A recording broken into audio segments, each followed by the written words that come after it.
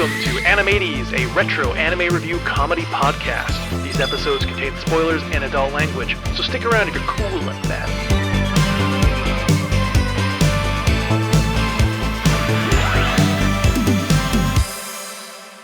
Hey, hi, hello, and welcome to your favorite weekly retro anime review podcast. My name is Lindsay, and I'm joined by, as always, Mackenzie. Mackenzie, say hello to the people again. Hello to the people. Welcome them back to another week of, retro anime goodness. Welcome back to another week of retro anime goodness. Hell yeah, we're all ready for this. Oh my gosh. Mackenzie, there's something I know about you.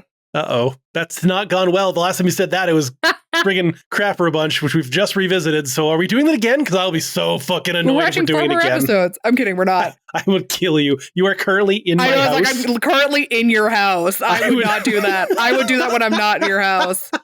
Good lord. What do I like? Because when I think of things I like, I think of cool anime cat girls. Not actual cats, none of that furry stuff, but like cool cat girls, like Merle and stuff like that. I think of mecha. I think of elves and fantasy stuff. You're not making any specific faces. I'm not sure if I hit it on the head yet with anything. No, not really. I know that you, okay, here's the thing. I know you like a powerful monkey boy named Goku who has like crazy powers and rides around on a cloud. Are we watching another version of Journey into the West? The hell is Journey into the West? Yeah, Journey to the West is what Dragon Ball is based on. Oh, I did not know that. Look at that. You're already learning something in the intro, everybody. Welcome. That's worth the entrance fee.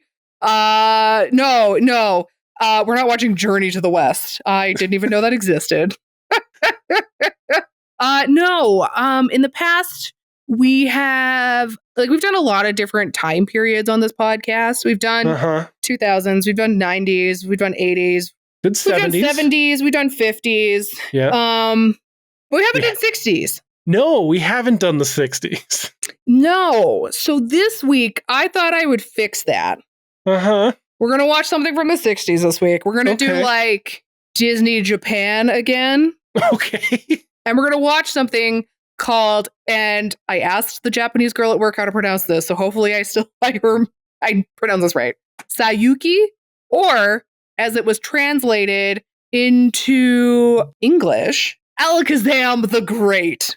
Now, you're probably thinking, that's a weird fucking name. Yeah, you're right, because there's a long history of America just butchering this film when they brought it over stateside, changing so many things to make it so bad. It's kind of like a good example of cultural appropriation almost, where you like take something from this original country and then just completely strip all of the things that were in it, make it into something that doesn't even resemble really the original IP at all. Because this movie is based off of a Chinese folktale, like as with Panda and the Magic Serpent. And this one is a Chinese folktale called Record of a Journey to the West. Yes, Journey to the West. Oh, seriously? Maybe it is. That's what I'm fucking saying. This is just an animated version of Journey to the West. This is hilarious. Yeah, absolutely. Okay, wait, what's Journey to the West about? Okay, so real quick here, Lindsay. Yeah. Journey to the West is it was printed in 1592, and it's set in the 7th century Tang dynasty. Yep. So it's about a Buddhist monk, Tang Songzang, who travels to India with his disciples to retrieve Buddhist scriptures. And it follows their story, their perilous journey filled with monsters, demons, all this stuff. At some point, he eventually freed the Monkey King, Sun Wukong, who is basically supposed to be Goku. You know, it's a guy who kind of looks like a monkey, has a tail. He's rebellious at first, but then, becomes Sangzong's first disciple. That's the whole thing. You know what's even fucking funnier about this, Lindsay? What? There is an anime. Is there? Called Saiyuuki. Okay. This Saiyuuki anime is from 2000, and there's also a manga series and an OVA. The OVA is from 99. That after I recorded my Let Fate Decide episode, I said, that was fun. Let's see what it would have given me if I had, done it 20 minutes later. And it landed on Saiyuuki. Like the one that I'm bringing right now? No, the 2000s okay. one. Oh, okay. Yeah. The second you said Saiyuuki, I was like, that's not from the 60s. That's because apparently we're not watching that version. Yes, this one has Son Goku in it as well because it's fucking Saiyuuki. Yeah. Okay, well, good to know. Yeah, this one focuses more on Son Goku. Basically, it like starts with him being like born from stone and he's a monkey. And then he's like, well, I want to learn magic and be superior to everybody. So he does. And then it pisses off Buddha because he tries to eat a bunch of magical fruit that are forbidden for mortals to eat. So Buddha's like, well, I'm going to put you in prison. And he's like, ah, shit. And then, yeah, the monk comes and Buddha's like, hey, if you escort this monk and protect him on his way to India to get these secret scrolls, I'll forgive you. And he's like, okay, fine. And so he's like, has to learn like humility and things like that. So he's not like, I'm the best magic worker in the world, blah, blah, blah. So that's basically the general idea of the movie that we're going to watch. It more focuses on Son Goku, whereas the one that you talked about seemed to focus on the monk. The monk doesn't come in until like halfway through the film. In this one, I believe Son Goku, like in the animated one, Son Goku is very, very important in it. Mm-hmm. But that's so fucking funny. This is really funny. Yeah, I'm like, you're like, no, I've never heard of Journey to the West. And then as you're reading the fucking title, you're like, Journey to the West. Well, it's because it's called Saiyuuki or Alakazam the Great. Those are the two titles of this movie. It's just like Haku Jaden, which ended up being the panda and the serpent when the panda's not the main character. I know. Well, and it's funny because it was retitled Alakazam the Great because the Americans were like, they're not really, we need to have like an English title. So let's name this monkey after the most cliche magician we can think of, Alakazam. And like, they tried to make this thing just like catnip to teenagers. Because at the time they brought Frankie Avalon on to do the voice of the monkey and Dodie Stevens, who were like big like actors and idols or whatever in the day. They also got what's his name? Sterling Holloway, who plays the original Pooh Bear. He was also, I think it's Ka or whatever his name is in the Jungle Book. Like, him from your childhood. So they like stacked this English version with like ways to get the US audience involved. But it also involved like taking out the Buddhism, which is like a huge fucking plot for this. And they're like, this isn't Buddha. This is some guy named King Ammo. And like all this crazy stuff. And it just, plot twist, didn't do as well as they were hoping it would. Because they literally took this film and were like, we'll just make it American and it'll be great. And it wasn't. So yeah. Do you remember in Dragon Ball, there was the episode where Goku meets Chi-Chi and like her dad, the Ox King, has like a flaming mountain he lives on? Oh my gosh. Yeah, their Ox King is in here. Yes. That Ox King was also the inspiration for Bowser. Yeah. And you might remember Goku has a pole that extends. Yes. Yeah, so does the monkey in this one. Yes. Journey to the West has inspired so much stuff. It is a powerhouse for like Japanese media. Wow. Well, we're going to watch it this week. We're going to watch the Japanese subtitled version. Okay, thank fuck. Because as soon as you're being like, oh, they make it out to be this weird dumb shit, I was like, I don't want to listen to that. Yeah, like it's just the dubbing. I was like, ooh, maybe. And then I read that they changed so much and they cut so much that I was like, no, we need to watch the original, the sub. Yeah, apparently some of the dialogue in the dub, there's lines like, you get me, buddy? I'll call you Jerkules. Ew. Yeah. It's not good. I mean, part of me is probably going to watch the English dub after I finish the sub just to like compare and see how bad it is. But yeah, like, come on, guys, stop doing this. I'm just looking at like some of the names that they changed from like Japanese to English. Mm-hmm. It's so bad. Yep. Like from like the actual novel, there's Zubaji, who becomes Chohakai in the Japanese version. And the English name, they called them Sir Quigley Brokenbottom. Yep. What? Yep. Oh, man. It's funny. I'm on this article that I'm reading, there's a picture of the two English writers standing for a publicity photo. And I was like, you should be ashamed of yourselves. So I'm going to assume this looks similar in style to Haku Jaden then. Yes. Panda and the Serpent. Yes. And the version I found is actually a pretty decent quality. Okay, then. It's not 4K, but it's still pretty good. Well, I'm stoked because I love old things that don't look like shit. So, yeah. And of course, it's very funny that you're like, it's going to be nice to get some pre-Dragon Ball. It's like, I understand the story of Journey to the West. Mhm. I've just never really watched anything actually about it other than Dragon Ball. So this would be a nice little intro into that tale. Yeah, I think you're going to enjoy it. I hope so. I hope so too. Otherwise, ooh. Yes, this was by Toei also. It was part of I think it was their third animated film. Nice. Yeah. All right. Let's go watch this so I can get out from underneath this blanket. Oh, hey, you're probably roasting in there. It's so hot. All right, I'll come let you out. All right. We will see you all in 15 seconds. Pow!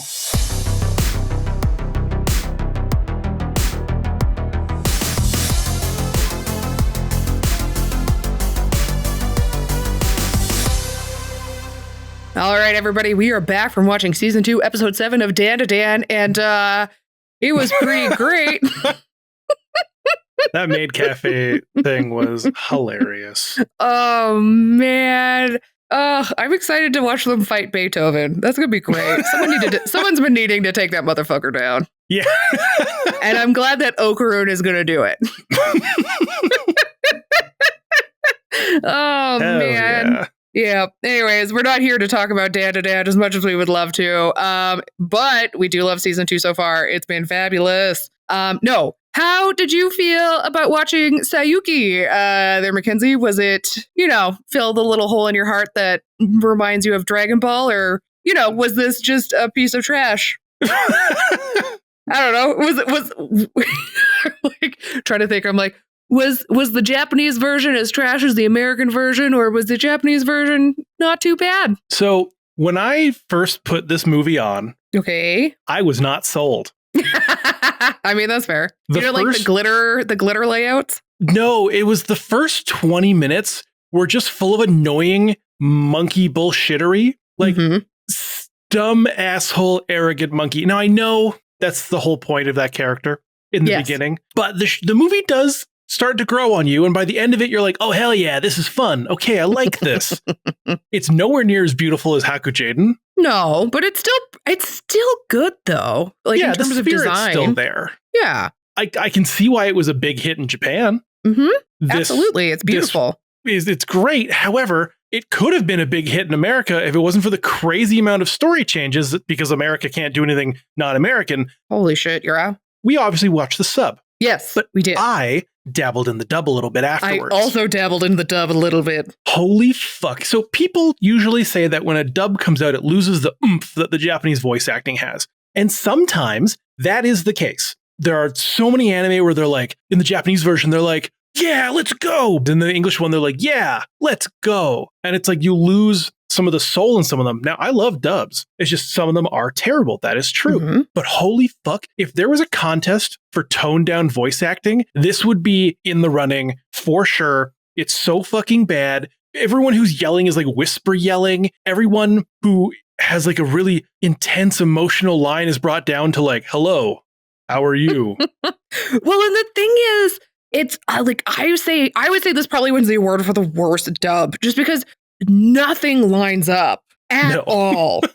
0% of the words match the speaking animation at all. It is atrocious. And then some of the writing that they did for the English version is just abysmal. Like, what was going on? There's a scene near the end where the monk is like, oh, Son Goku, you're here. And they like hug. But then in the English version, the oolong character, the pig, it just randomly says, I'm here too. You can't even see their mouth. Hug? They're just on the side of the screen going, I'm here too. It's so bad. What? If you want to laugh, watch the English version, but don't actually, because they also changed the music. Oh yeah, they're like, we wrote new songs for it, and we're gonna have Frankie Avalon or whatever to sing them so that we can get all the people in to watch this. And then they're so bad. They're not even catchy. The 60s had some of the best music, and we get stuck with this garbage. I'm like, come on, people. There is a jazz scene towards the end. The hell jazz all the scene. Demons. And then in the American version, it's just bullshit music because everyone's like moving to the rhythm of the song, but in the American version, they're just like, yeah, we're not going to give two fucks about this. Right? It's so stupid. So fucking bad. Good thing we're here to talk about the sub. Yes. Or else this review would start sounding more like my Dragon Ball Evolution review.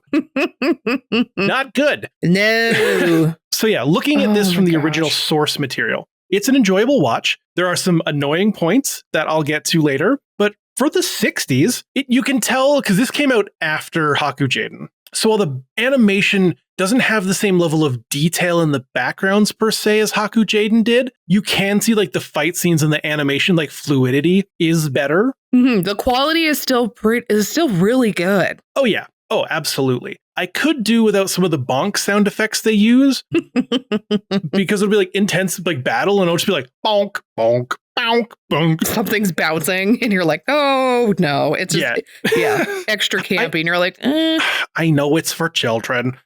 I will it should be squelching. That's what Mackenzie wants. It's the moist squelching. No, but I will say, the amount of times I did the Leonardo DiCaprio point at the screen meme when I saw Dragon Ball references was too many terms. Now I say Dragon Ball references. Obviously, Dragon Ball is referencing this, but y'all know what I mean when I say that. Yeah, when you're like, haha, this influenced Dragon Ball. Well, Toriyama didn't just use parts of the story. He looked at the visuals and was like, yeah, copy that directly for certain things. To the T. Like the Bancho fan is identical in Dragon Ball. Oh, interesting. The one that turns things into like ice? In this one, yeah, it does the ice thing. Okay. What does it do in Dragon Ball? It's a magical fan that puts out the fire of the mountain. Oh, cool. Same kind of thing, but without the ice. Did I watch that episode? Yes. Okay. That's when Goku does the Kamehameha and blows up the mountain. Is that when we first meet Chi-Chi? Chi-Chi was before that because she's Ox King's daughter. Oh, okay. Oh, I don't remember Dragon Ball. It's like she thinks that Yamcha's hitting on her, and he's like, oh, it's funny because later on in the series, when like we meet them again when they're teenagers, and her and Goku, like when they first kind of come back to everybody, she's like, oh, and you, Yamcha, I know you got a thing for me, and he's like, I've never once. Please stop. You are too young. But anyways, oh man, I love Yamcha.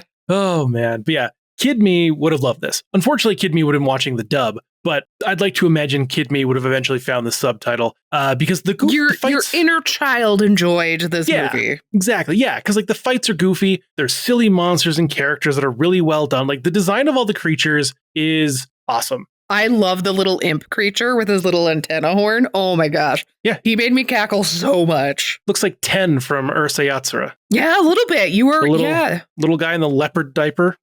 Yep. Or little tiger horn. Oh my diaper. gosh. He has two horns, but this one has one. But yeah. Oh, does he? Oh. In the other one, yeah. The Onis have two horns in that one. But yeah, lots of mythical references from around the world, not just China and Japan. There's like at one point in hell, we see like skeleton conquistadors. Yeah. And like all this stuff. Pretty cool. I was about to be like, Hercules is in this. And I was like, no. Hercules is in the English version because they just fucked it up. I call him Hercules in this because he's designed to look like Hercules, but we will get to him because I've got to talk about something about that motherfucker, which is a wild choice. Yeah. But I will say, this does feel like it drags on at times. Maybe that's because I kept pausing to take notes, but usually that doesn't affect me as much. I think it was probably just those first 20 minutes where I kept being like, this fucking monkey. The monkey at the beginning is so obnoxious. Total asshole. Yeah. But yeah, the story, it's a fun interpretation of Journey to the West for sure. Maybe those who know the story more in depth than I do would disagree, but I still think from what I know about it, it's a fun retelling. I was gonna say, from what I saw online from people's reviews and stuff, the story is pretty faithful to a faithful interpretation of the original folklore. Yes. Well, that's good to know. Mm-hmm. But God, yeah, I know I already just said that 5 times, but fucking monkey. And again, I know he's meant to be hated, but they achieve that because we open up right into this movie and there's a bunch of gods, which is cool to see. They have like multiple. They're not just like, hey, it's just Chinese gods. It's like you see gods from all around. Yeah, it's polytheistic. My question is, why do the gods have halos? I cannot answer that question for you. I don't know. They have halos in Dokuro-chan. Those are angels. Yeah, they're in heaven. They're in the other world. I guess. But we open up and it's going to sound mean of me saying the Chinese god, but that is what they say on the screen. Yeah. But this one dude is like, hey, yo, so a monkey was just born from stone. Should we do something? And the god was like, nah, what's the worst that could happen? Yeah, I was like, it's fine. If something starts to become a problem, maybe we'll interfere. But there's a stone monkey. That's pretty cool. It's exact quote. Yeah. And then we like cut to the monkey child and he's losing his shit over like bugs and bats because he's never seen any of this before. You know, he gets brought so into scared. life as like a preteen, basically. Yeah, kind of. And there's a girl monkey and they go on adventures and they become friends.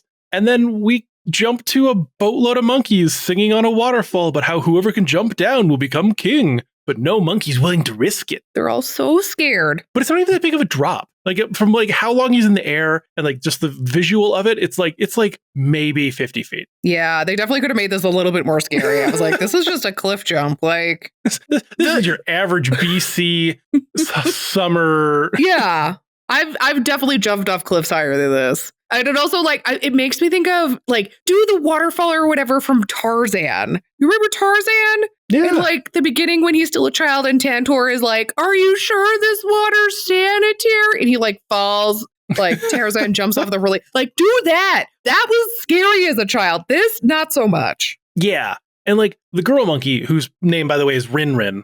Mm-hmm. She's like, yeah, do it. Jump. Become king. Do it.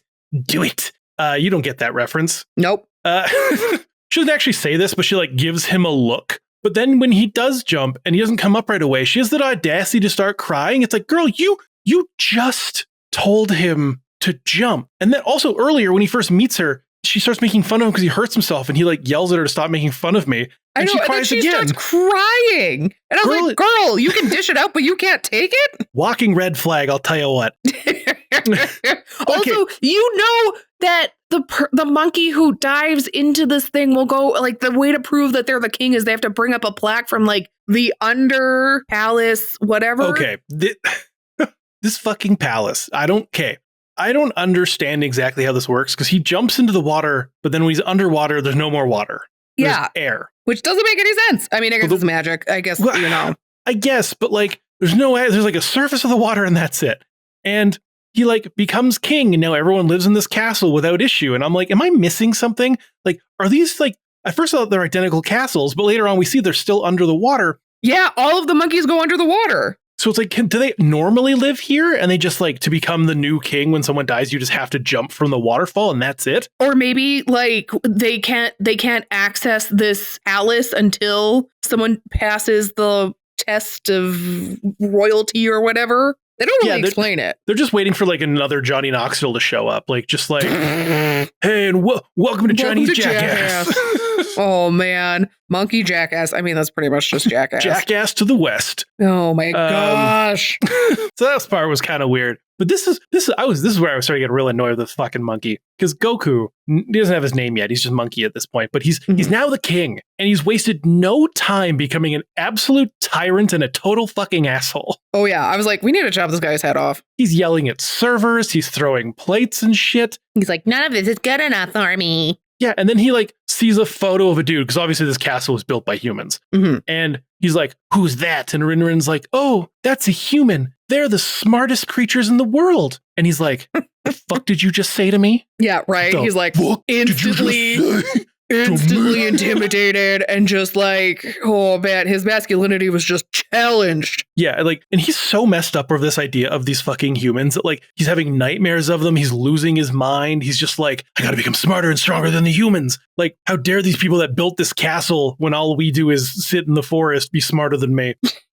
But like, he's so fucked up about this. And so he's like, I'm going to go leave and become stronger. And Rin Rin's like, hey, can I come with you? And he looks her dead in the eyes and goes, ew, no, you're a girl. You're not strong. You can't do magic. You're just a girl. And I was love that mid-century sexism, baby. And I was like, you motherfucker. Because like, this is his Chi-Chi, right? Yeah. Rin Rin, Chi-Chi, you know. And like, he doesn't realize that like he has Chi-Chi right where he is. He doesn't need more. He's the king. He's got his girl. But nope, off he goes to be eaten by birds, die of dehydration, and then threaten to destroy a monk's property so that he'll train him, which just leads to a weird training montage using bubbles for some reason. The 60s really loved bubbles. Well, you know. Like, don't, because I'm pretty sure they did Bubbles and Haku Jaden at one point too. I think they do too. Yeah, I think you're right. Because they do fish CPR.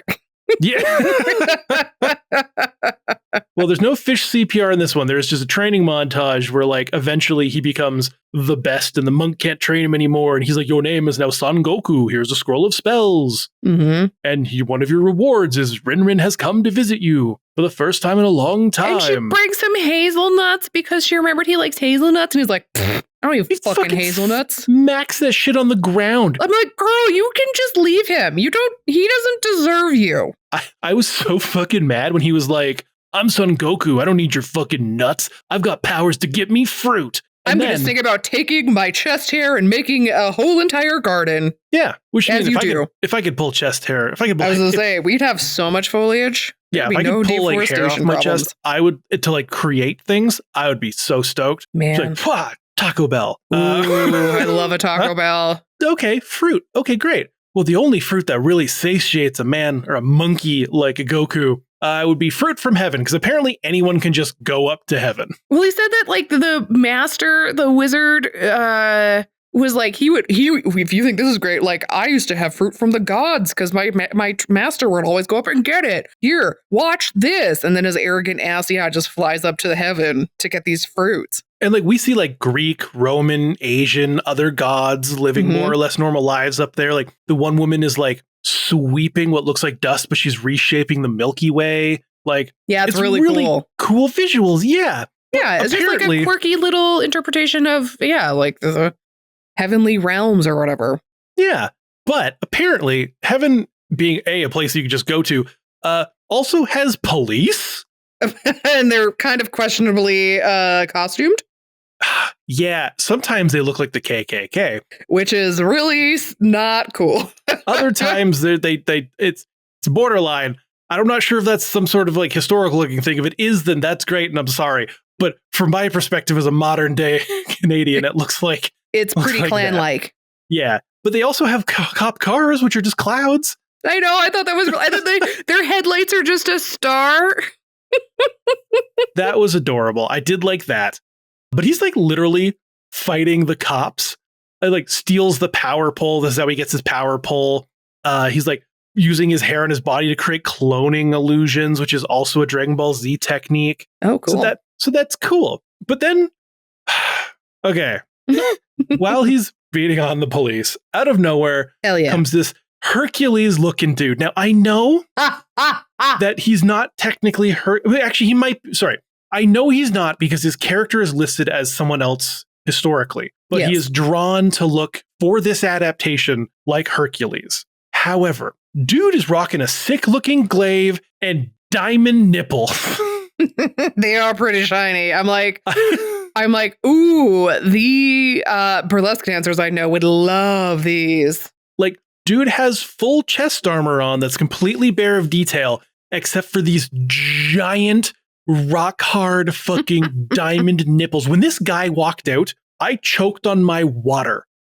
Mid sip, he walks out and he's like, haha, shining nipples in the sun, or I guess technically the starlight. And like, I almost died. They're like a quarter of the right? Oh yeah. You just love them diamond nipples. Ugh. They're like a quarter of the size of his head in some scenes. Like they're giant. Like you could actually cut with these things. Well, if they are diamonds, you could cut literally anything. It's the hardest substance in the world. I know. It's just, I just don't understand that design choice. Hey, he's a god. Just blue nipples.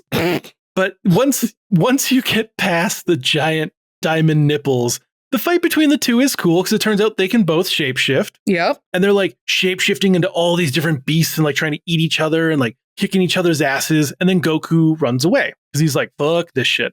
I'm getting eaten. And, that's fair. You need to know when to run. Can we talk? I'm going to interrupt. We need to tell people about the English dub line for this part. I didn't hear the one. Oh, my gosh. Basically, he walks up and he's like, I'm Hercules. Son Goku goes, yeah, well, I'm going to call you Jercules. And I'm like, who wrote that and thought it was a good comeback? Enough that they you don't have the equivalent of that in the original. But, no. So you don't have the words coming from the monkey's face. It's literally just like a clip of him saying that, like, well, Hercules is on the screen. Like, it's so dumb. But you know there was a script writer in that writer's room that was like, ooh, what a good burn. I'm so smart. I'm so clever. And it's just like, it's such a stupid line. But imagine being a child in America in the 60s seeing that. Yeah, hearing someone say the word jerk. Jerkules. Yeah. You know, whoever saw this went to school the next day and was like, hey, Jerkules. And then everyone was like, oh, and like snapping. Or yeah, whatever. and then like 2 generations later, that child wore a fedora and socks with sandals and was like, Jerkules. Sorry. I don't What the fuck was that? This is how my aunt laughs. Oh, good to know. But yeah, important note here. Goku runs away. Great. Goku then runs into Buddha. Buddha is massive, and he's like, I don't need your fucking help. I am the strongest dude ever. And it's like, you just ran away. You can't talk about being the strongest dude ever after just running away. Exactly. Like, you kind of fleed. Yeah, I don't even know. And then, yeah, in the English version, this is King Amo, which I was like, fuck off. Yeah, it can't just be the Buddha. America, Nope. something forward and non-Christian? Oh my gosh. They're like, the American public won't understand this. And I'm like, Yeah, they all turn into like Hank from King of Thor, like, that anime ain't right. oh my gosh, that was pretty good. And then Japan's like, I don't know you. That's my anime. I can't do Bobby. I was like, what the hell was that? Oh my gosh, are you a voice actor? If only. Oh man. But yeah, Goku's like, fuck you. And the Buddha's like, all right, fine. Jump from my hand to prove your strength. And Goku's like, yeah, okay, fine, he's motherfucker. like, that's so fucking easy. And here's what pisses me off. He's like talking about how many kilometers he can jump in a single bound. But then as he jumps, he calls his flying Nimbus, which is in Dragon Ball Z as well, Goku's little flying cloud. And he just like starts flying with it. And eventually he's like, yeah, that's far enough. And like lands. And I'm like, you can't say you can jump far and then fly. It's like being like, I can swim the English Channel and then just like chartering a boat. You're not Look at how doing far shit. I can throw this and then use the slingshot. Yeah, exactly. Now, I do like that he lands and he's like, what the fuck are these pillars? And just starts like spray painting them. Yeah, I tags them. And it's like the Buddha's fingers because bro hasn't even cleared the fucking hand yet. And Buddha like grips him with that fucking gorilla grip and is like, hey, bro, fuck you. And then just like throws him down to earth into a mountain prison, which, let's be fair, he deserves because 100%. He's an arrogant little shit. I made a list. Sexist, asshole, tyrant, cocky, steals fruit, tries to fight a god who he had no beef with before. You kind of have it coming. Yeah, he's not really a likable, cheerable. You're not really hoping that he succeeds right now. No, not at all. And again, he does grow on you. But in the moment, you're like, fuck this guy. You're like, yeah, imprison the monkey. And he's like, you will be here until the seal goes away. And it's a seal that says, Om Mani Padme Hum, which means hail to the jewel in the lotus. And it's meant to like invoke compassion and wisdom. So basically, he's like, you're going to rot here until you're no longer an asshole. Which, I mean, fair. Now, in the real story, I'm pretty sure he's there for a very long time. Yeah, from my understanding, he is. This one just seems like until the winter. Because, like, yeah, the next thing we see is it's now wintertime and Rin shows up and she's like, I brought you food. And he's like, I don't need your fucking handouts. And I'm like, this dude is so full of toxic masculinity. He's like, wah, I don't want to eat the food you brought me. Wah, but I'll eat it when you're no longer looking. Like, bro. And she like keeps trying to bring him food until one day there's a fucking blizzard and she passes out in the storm and he's like, no, oh fuck, no, shit, she's gonna die. And then she has a vision and this vision's like, the monk will arrive and free Goku, but he must help him if he wants to survive, blah, blah, blah, blah, blah, blah, blah. And you're like, okay, cool. And then seconds later, I thought it was gonna be like a year or two. No, the seconds later the monk arrives. Like, she didn't even need this vision in her brain. The monk could have just walked by her and been like, yo, what's up? I guess she wouldn't have known to ask him. But anyways, no, because the monk was looking for him. And I don't know. Regardless. Yeah. He's like, he frees Goku. And then Goku, being a cocky little fucking monkey, is like, fuck your mission to India. Thanks for freeing me, but fuck you. And then promptly gets a magical crown put on his ass that keeps him in line. Which, I mean, fair. He's clearly demonstrated that he is not a person to be trusted and that would, easily like go back on his word. Yeah, it's like getting mad at your lawyer who got you out of prison on a charge that you would have never gotten off on and is like, hey, can you help me move this weekend? And you being like, I don't fucking owe you anything. Bro, if anyone saves my life from life in imprisonment or in general, I'll do whatever the fuck you want me to do. Well, within reason. Yeah. But you know. And also, I think this crown makes me think of Dragon Ball with the candies that they give to Oolong, so that whenever they go, Sui, he shits himself, so it keeps him from leaving. Oh, I remember that. Yeah. But you obviously can't give people candies that make you shit yourself in a 1960s anime. Sounds like cowards talk. Yeah. But speaking of Oolong, it's time to meet our Oolong. And I said, like, I already understand the general story of Journey to the West, but I didn't realize how much of it actually made its way into Dragon Ball, because the whole next segment is episode 4 of Dragon Ball. Wow. A monster, which in this version they just keep him as a pig instead of having him change into a bunch of crazy stuff, terrorizing a village. He wants to steal a man's daughter and force her to marry him. You know, all the good stuff. Yeah, and I do like the way the girl's designed. She just looks like the girl from Haku Jaden. Very pretty, very just like kind of ethereal-like. Yeah, I liked her design. Yeah, and you're like, oh, I like those designs. Like, that's really nice. It looks really good. And then the plan, just like in Dragon Ball, is for Goku to dress up as the girl. In this one, he just shapeshifts into looking exactly like her instead of putting on a really bad drag outfit and being half her height, which is way less funny. But I was going to say that definitely adds more comedic effect if it was in the Dragon Ball version than this one. It's like every time Oolong first tries to turn into Bulma, he's always just so short and stout, and it makes her so fucking mad. She's like, I'm not like this. And then people are like, I can't tell the difference. Oh, yeah. Which makes me think of that clip from Bob's Burgers when, like, Gene? Oh my gosh, dresses up as Bob? Yeah. And they're like, I don't know which one's my real dad. And it's like, yes, you do, Tina. It's me. And he's like, no, it's me. Oh, it's so good. Look at this tiny Bob. Like, it's so good.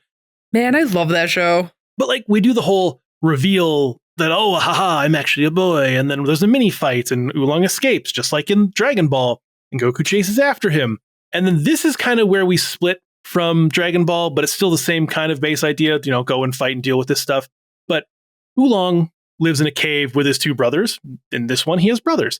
And a fight ensues. The two brothers trap him in a bottle that dissolves things. His clothes start falling apart. He escapes as a fly, and then they trap him again, this time with a trap door. And he's trapped with a giant glowing red scorpion.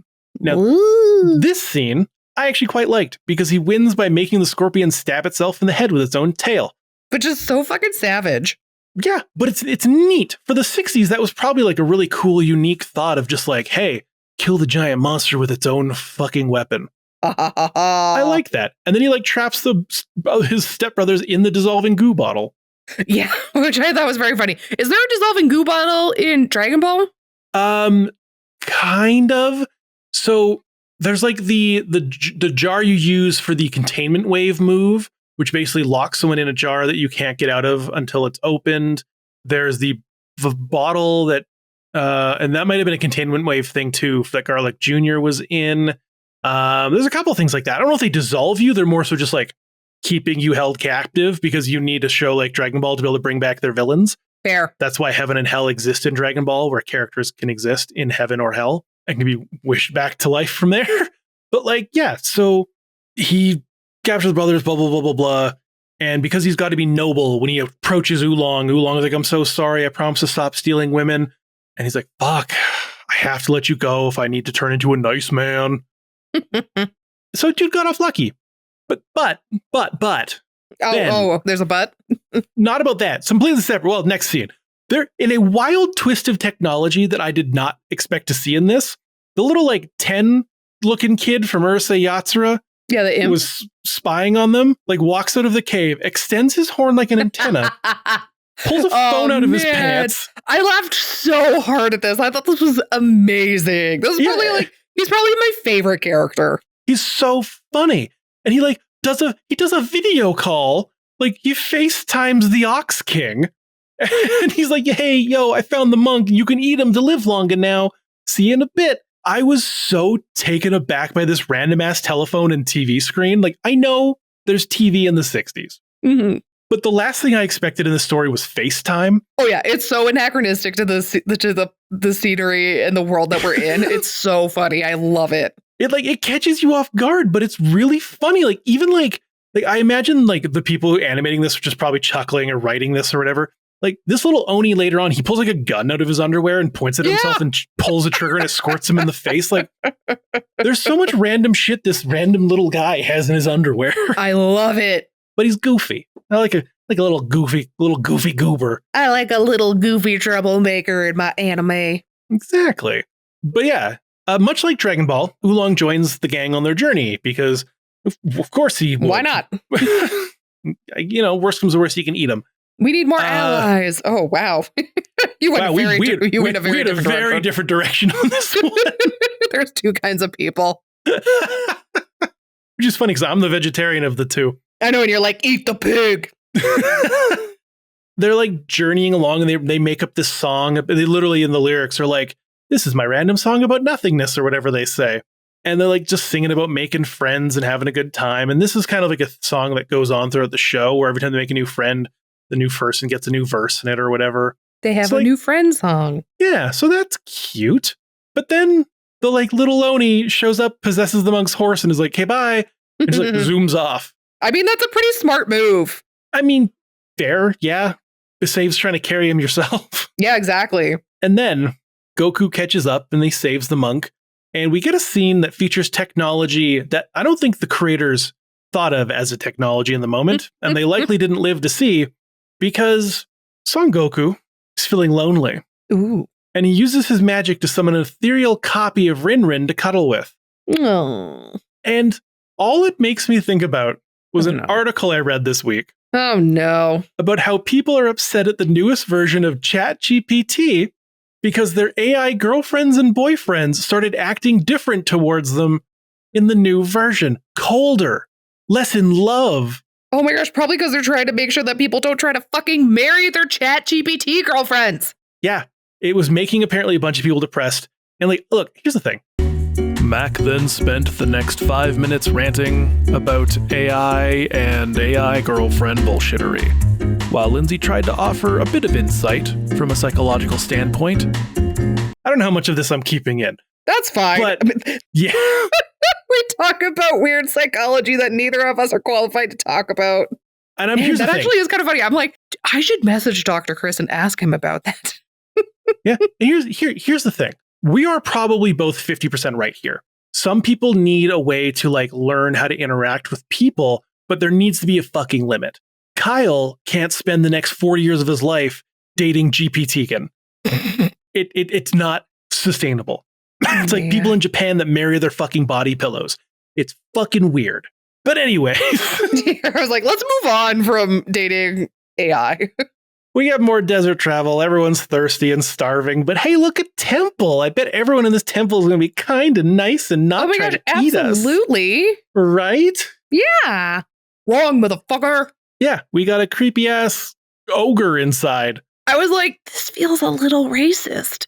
Yeah. But I'm also like, I don't, but it's still an Asian, like, made film. I don't know. It just felt, there's a couple of like, of caricatures in this thing where I'm like, is this racist? I know where you're coming from. Yeah, no, for sure. But like, obviously, he's going to eat the monk. Mm-hmm. The fight goes on. And then there seems to be no hope of winning. Except, nope. It's time for a modified version of the Ant-Man kills Thanos plan. I don't know that reference because I don't know Marvel. So, you know what Ant-Man can do? He can make himself large and big. Like he shrinks in size and whatnot. Yep. Well, everyone's fighting Thanos, the giant purple dill hole. Mm-hmm. Why doesn't Ant-Man just shrink down, fly up his butthole, and then expand to the size of the CN Tower? That's what they did in The Boys. By accident. Why couldn't they do it here? And obviously because, it's Marvel and they're all goody two-shoes and shit like that. But like still, it would work. And that's what they do here, except instead of going in this ogre's butt, he just gets turned into an apple and gets swallowed.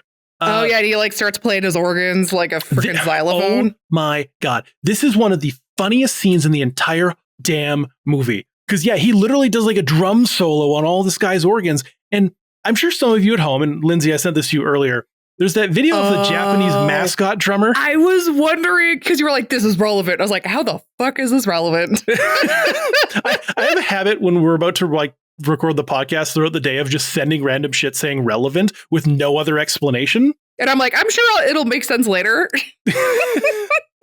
But so he's just like going fucking hard on these organs. But every time we're not seeing Goku going hard on these organs, we see this ogre bouncing to the beat, like going all crazy like. And I did some freeze frames.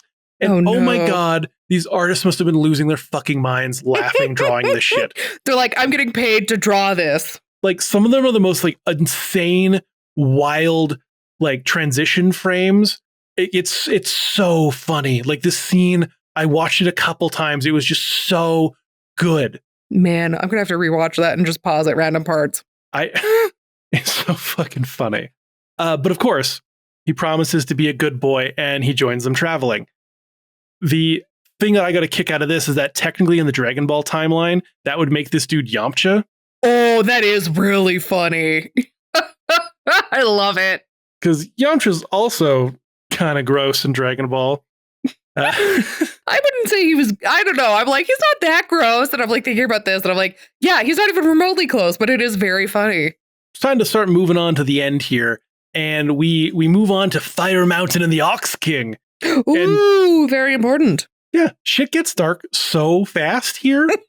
Because like the moment they get to the mountain, the Oni just like flicks a couple levers and a whole bunch of lava starts going everywhere, killing trees and animals, and like everyone's freaking out and they're like, what do we do? And they're like, we need to get the Bancho fan, which is again Dragon Ball Z item. I mean, this whole episode here is basically is referencing, or in Dragon Ball it's referencing all of this kind of stuff with Fire Mountain and whatnot. Except very different circumstances in Dragon Ball, because that is more so to put out the mountain's fire to find a Dragon Ball and then make the Ox King be on your side. But that is not the case here, because this Ox King is an a-hole. And they're like, all right, we got to go do a break and enter on the Ox King's mansion. Love a B&E. Yeah. And we're going to like shapeshift into, we're going to do like the two men in a horse costume, but as the Ox King. Oh my gosh. Since it was my idea, I get to be the top. This part was hilarious. Yeah, because he's got this like wife. The Ox King's got this like hot wife. She is hot. And she's just like, oh, I'll look after the fan. Wow. Just starts freezing flowers for the sake of it. Yep. I was like, damn, what a display girl. of power. Right? But then like Oolong being Oolong, when they like confront the wife, he instantly starts flirting with her, being way too into this hot lady. Just so horny. Which again, Oolong. Yeah, exactly. But it like causes them to like change directions. So like one part of the body is facing one part, the other starts facing the other, and starts walking away, and like they eventually separate. The wife is like, oh, fuck this shit, as they're like stealing the fan. She's just throwing like hundreds of knives at them. She's like, wah, wah, wah, wah, wah, wah. And I was like, where the fuck are all these knives coming from? I guess she's magical technically. I mean, yeah, I'm like, but it's magic. It's fine. I'm just going to let it just stop asking questions. Yeah. But they get the fan, and he like gets to the monk, but then the monk is actually that little Oni boy. And he's like, ha ha ha, we've already taken the monk. And then like turns Goku into ice and kicks him into the lava. Yeah, I was like, holy shit. And I was like, oh, we're about to get, like, he gets fucked up from this. Not anywhere near the amount he should have been. Like, I was like, he was literally thrown into lava and just, like, walks away. He's like, that's uncomfortable. And then just, walks out of it. I'm like, kind of. Well, yeah, he walks away, but he keeps falling over. Yeah. But the ogre's helping him because the ogre can dig tunnels really fast. Good job, ogre. Oh, yeah, because he's got that weird... Yeah, the like, weapon thing. Yeah, crescent moon sphere thing. I don't know what it's called, but yeah. I don't either. Yeah, Goku it'd be good for chopping heads off. Oh, yeah.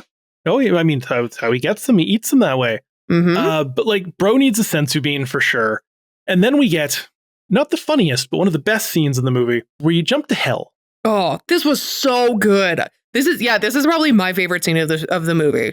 We get like crazy animation and monster designs. It's basically a jazz club in hell. And it's like, like the demon burlesque show where it's like, I'm a lion. Snake woman.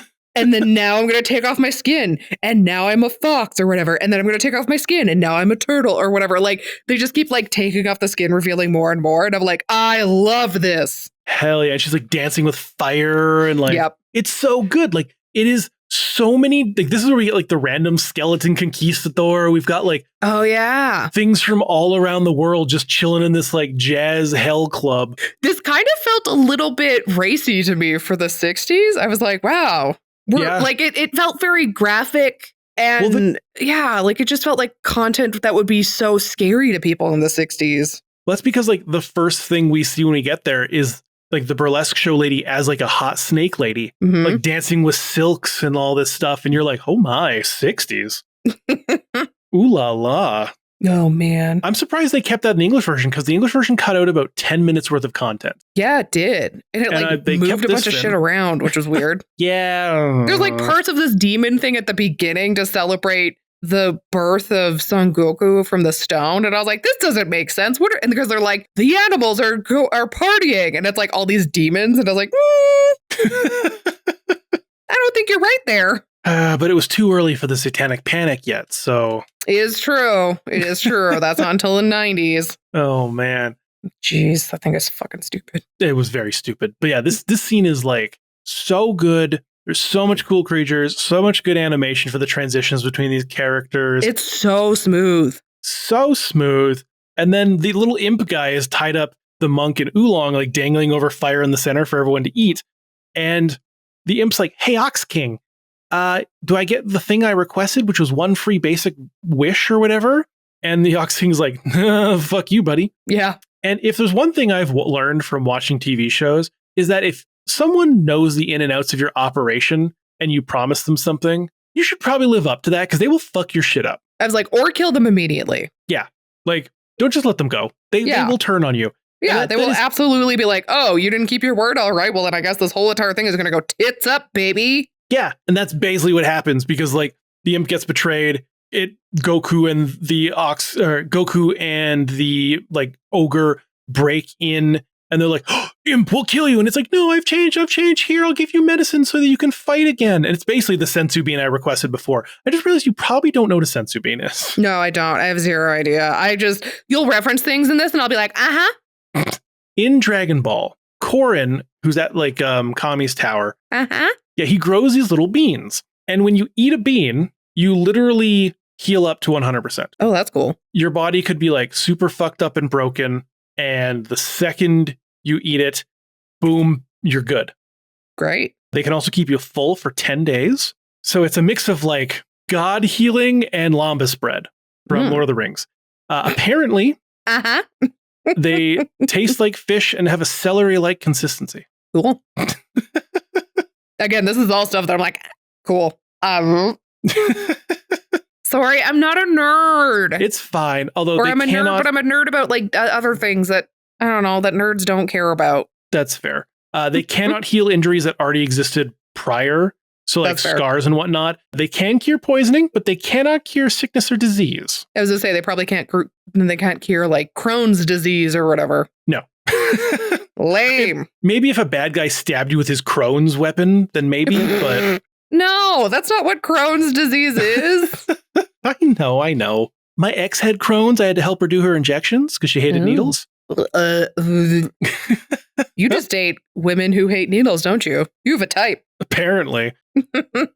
But okay, so Goku's great. It's time for an all-out battle.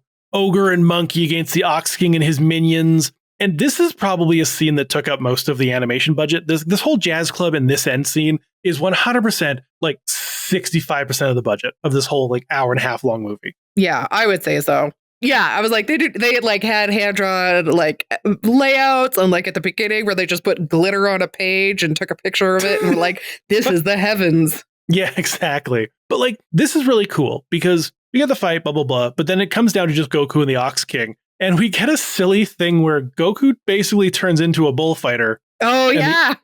Ox King turns into basically an ox or a bull or whatever he does. And we basically get like 3 minutes of the bull running at the red cape and then getting a spear thrown into him. And just keep doing this over and over again until eventually He falls over into the lava. It's a little anticlimactic of a battle when they could have done more. Sure. True. But it was still kind of fun and cute doing the whole like bullfighter thing. But then he falls in the lava and they're like, all right, Bancho fan, and we're going to freeze. And it's not just like ice. It like magical ice. It's not going to melt. Oh, so yeah. now the Ox King is in the lava that has now been frozen.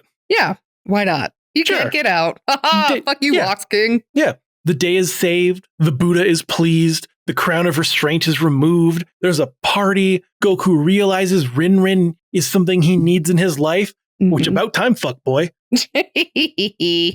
Like she's been there on your like with you the whole fucking time, being your number one fucking cheerleader. She's literally been your conscience throughout this whole entire thing, telling you to do the right thing and not be such a piece of shit. And just now you realize, oh, maybe it's cuffing season. I should put a ring on that finger. Fine. And you're like, oh, okay, that's cute. He's going to go like propose to her. And then we get to the castle and she's sick. She's very sick. Yes, but then like, we don't know if we're going to make, she's going to make it. There's like 3 monkey doctors just being like, I don't know what to do. We've tried everything. But then she's just better and they marry. Yeah. I will say though, I did learn originally the writer, or maybe it was the director or the character, I can't remember, one of the people that had a big role in the film wanted to kill her off entirely earlier in the film, which would make sense because most of Dragon Ball's powers are powered by rage and loss. Yeah. But like, I'm glad they didn't, because I can't imagine being a little kid watching this and then just all of a sudden it's like, oh, my pretty little monkey friend, burn in hell. I feel like they wouldn't do it that way. Well, probably not, but still. Or just like, oh, watch as she slowly succumbs to illness while Goku is away. Also bad. Yeah. Especially in the time of like polio. Oh, man. Yep. All that fun stuff. But yeah, they get married. Yeah, there's another big party. It's the end. They've journeyed to the West and back. Oh my gosh. Thank goodness. I was really worried. Well, you think they're going to just end up pulling a Christopher Columbus and journeying to the... Yeah, I don't know where I'm they'll going just with keep this. going. It's a terrible joke. They're like, we found spice, but let's keep going. We're going to use none of it for our food, but colonize the world for it. Oh, man. It's 100% true. Oh, man. So then what would you rate this film then? I think it's cute. I think it's quite good. I don't think it's incredible. Yeah, that's like fair. I don't think it's like... It's very different from Haku Jaden. I liked Haku Jaden more, I think. Me too. And I don't remember what I rated Haku Jaden, but I think this thing deserves a nice, solid... I feel like going above a 7 feels wrong because it's cool, but it's not like... I will say a 6.95. Okay. I don't think it gets into like that cracking of like the 7 territory for me, but I still think this is something that you should absolutely watch. I think you should show your kids. I think it's really cool. I just don't know if I would. Man, now I'm second guessing my rating because I did enjoy it. I had a good time. I was like, my thing is I wouldn't show my kids. I mean, I don't have kids, but like, I don't, because then you would have to show them the English dub and the English dub is trash. Oh, no, I would be making my children learn to fucking read and then they can watch the sub. Yeah. If a child could read the subs, I would make them watch the subs, and then I think they would enjoy this film. No, I'll stick with my 6.95. I think it's a couple things of its time that kind of push it back a bit, but I do think it's good. Yeah, I think that's fair. This movie on Mal, it's pretty similar. People rated it, I think there's 1,400 users. Yeah, that's what it says. They rated it 6.22. Oh, okay. Which I would agree with. I'm like, yeah, it's not the most incredible film I've ever seen, but I did enjoy watching it, and it is a beautifully animated film. And if you're a Dragon Ball fan, like, check this out and see kind of what was the inspiration, that led to this series that you love so much. Yeah, you'll be doing the Leonardo DiCaprio pointing meme all the time, being like, exactly, over and over again.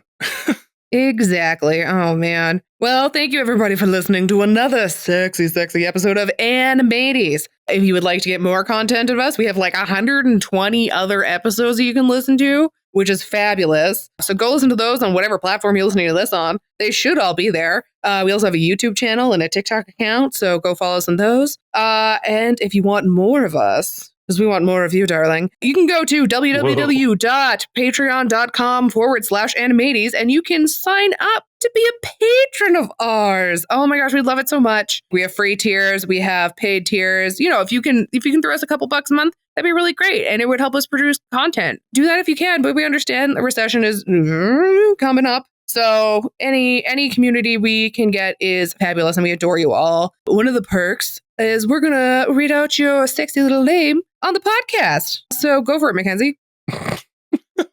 Starting with our supporting characters, we've got Heise Holmes, Aladoris, Cammy Chew, and Green Bean Supreme. Moving on to our retro cuties, we've got Duffo. A deep, sexy voice says, relax. And Carly J. Jepson must find room for Marmalade Boy dolls amongst her Gundams and Transformers, but also must find more money. Mm-hmm. I understand. I totally hear you. Slowly building a Freerin shelf. Yes, you are. Every time Right I come now- over, you're like, look at this little Freerin I got. Yeah, right now it has 1, 2, 3, 4, 5, 6 Freerins on it. Someone got a job. Hell yeah. No longer just self-employing it, baby, where you're chasing payments. Woo. Moving on to our Chibi Champion tier, we've got Swamp Wizard. Misaka wonders why a bunch of English writing appears hovering in the air above her every time she speaks. I think that's a subtitle reference? Or is it a super title because it's above her? I don't know. Maybe it's a manga thing. Let us know, And- Misaka. Yeah. And also Gusidic. Oh my gosh, Yeah. I will get it. Patreon.com to get access to a bunch of bonus episodes and access to our Discord to talk with other retro anime fans and help us have to cool grow our discussions about the community. broken moons in anime. Exactly. All right, and that's everything. So thank you so much for listening. We really appreciate it. Come back next week when Mackenzie is going to be hosting. It might be ecchi. Who knows? Still the summer of ecchi. So yeah, tune in to find out if he continues to torture me with that. But until then, we will see you next Tuesday. Ciao, ciao. She secretly likes it. No, no, absolutely not. She has anime girl body pillows all over her bed. I'm literally on your bed and I have to push them all over just so I Oh, can find a yeah. place to sit. Uh-huh. Mm-hmm. It's because you brought them all over. Oh, yeah, that's what I did. Everywhere you go. You put some in her Dakimakuras or whatever car. they're She called. puts seatbelts on them. Well, we have to make sure that they don't, if we get in an accident, I don't want them to get hurt. Oh my God. All right, we're All right, leaving. Goodbye.